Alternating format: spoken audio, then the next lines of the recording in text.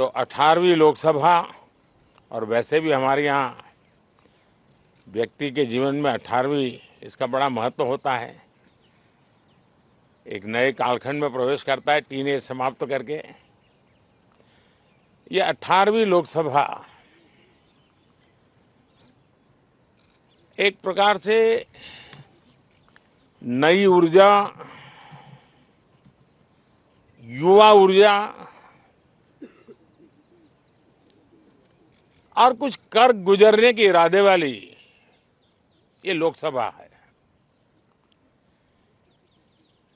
और आजादी का अमृत महोत्सव के बाद का ये पहला चुनाव है। और एक प्रकार से ये वो 25 वर्ष हैं जो हमारे अमृतकाल के 25 वर्ष हैं, और जो 2047 देश जब आजादी की शताब्दी मनाता होगा, एक प्रकार से उन सपनों को साकार करने का एक बहुत महत्वपूर्ण पड़ाव ये 18वीं लोकसभा है। साथियों, एनडीए सरकार को तीसरी बार देश की सेवा करने का देशवासियों ने आदेश दिया है, अवसर दिया है। मैं देशवासियों का फिर से एक बार ये अवसर देने के लिए हृदय से आभार व्यक्त करता हूं। और मैं देशवासियों को विश्वास देता हूं कि पिछले 2 टर्म में जिस गति से देश आगे बढ़ा है, समाज के हर क्षेत्र में परिवर्तन साफ साफ नजर आ रहा है। 25 करोड़ लोगों का गरीबी से बाहर आना, ये अपने आप में हर भारतीय के लिए बड़ा गर्व का विषय है। और मैं देशवासियों को विश्वास दिलाता हूं कि 18वीं लोकसभा में भी, हमारे 5 साल के कार्यकाल में भी, हम उसी गति के साथ, उतने ही समर्पण भाव से देश की आशा आकांक्षाओं को पूर्ण करने में कोई कमी नहीं रखेंगे। आज सुबह एनडीए की मीटिंग हुई थी।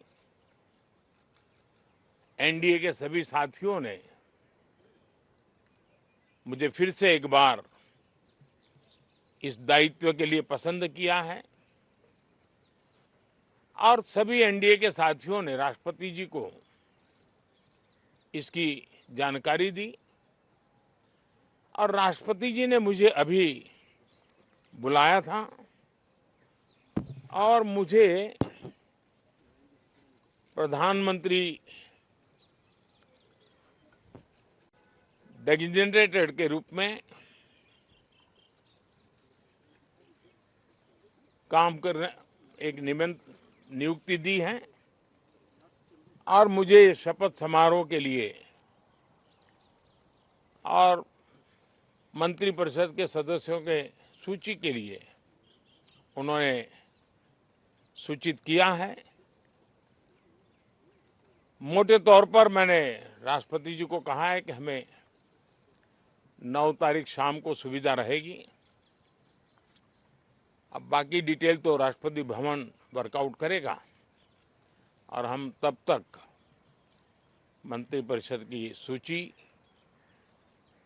राष्ट्रपति जी को सुपुर्द करेंगे। उसके बाद शपथ समारोह होगा।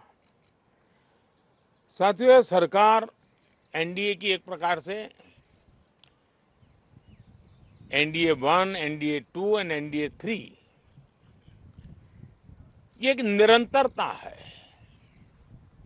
और हमारे संकल्पों को लेकर के, सुशासन के प्रति हमारी प्रतिबद्धता को लेकर के और देश के सामान्य जन के सपनों को पूरा करने के प्रयास के रूप में इस निरंतरता को हम और अधिक ऊर्जा के साथ और अधिक व्यापक विजन के साथ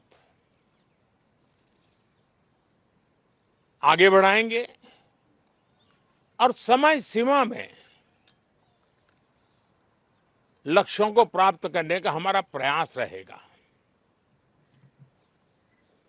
2014 में मैं बहुत नया था। मुझे अब एक लंबे समय तक इस कार्य का अनुभव मिला है, हमारी टीम को अनुभव मिला है और इसलिए हमारे लिए अब तुरंत ही काम को आगे बढ़ाना बहुत ही सरल रहने वाला है और इस अनुभव का लाभ भी देश की सेवा करने में मिलने वाला है। इन 10 साल के कार्यकाल के दरमियान भारत की वैश्विक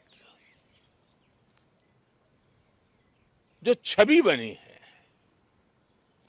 दुनिया के लिए एक विश्व बंधु के रूप में भारत उभरा है, इसका मैक्सिमम एडवांटेज अब शुरू हो रहा है और मुझे पक्का विश्वास है ये 5 वर्ष वैश्विक परिवेश में भी भारत के लिए बहुत उपयोगी होने वाले हैं। दुनिया अनेक संकटों से गुजर रही है, अनेक तनावों से गुजर रही है, अनेक आपदाओं से गुजर रही है। ऐसी विकट परिस्थिति दुनिया ने बहुत लंबे अरसे के बाद देखी है। हर देश इन सारी समस्याओं के बीच अपने आप को बचाए रखना, बढ़ाते रहना, चुनौतियों का डगर डगर पे सामना कर रहा है।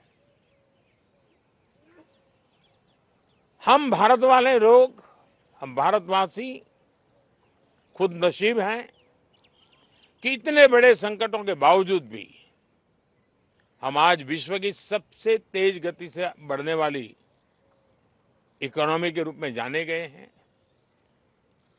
ग्रोथ के विषय में भी दुनिया में हमारी वाहवाही हो रही है। अब एक स्टेबल गवर्नमेंट मिलने के कारण और परिचित व्यवस्था और नेतृत्व मिलने के कारण दुनिया का भारत के प्रति रुझान, भारत के प्रति उनका आना बहुत तेज गति से होने वाला है और मुझे विश्वास है कि देश के सभी राज्यों को इसका लाभ मिलेगा। देश की युवा पीढ़ी को सबसे ज्यादा लाभ मिलेगा। विकास के नए ऊंचाइयों को छूने में एक वैश्विक भागीदारी का वातावरण आने वाले 5 साल में बनने वाला है। तो इसी संकल्पों और आदर्शों के साथ हम आगे बढ़ेंगे। मैं राष्ट्रपति जी का हृदय से आभार व्यक्त करता हूं कि एक बहुत बड़े महत्वपूर्ण दायित्व के लिए उन्होंने मुझे निमंत्रित किया है। आप सबका भी दोस्तों बहुत बहुत धन्यवाद। Thank you.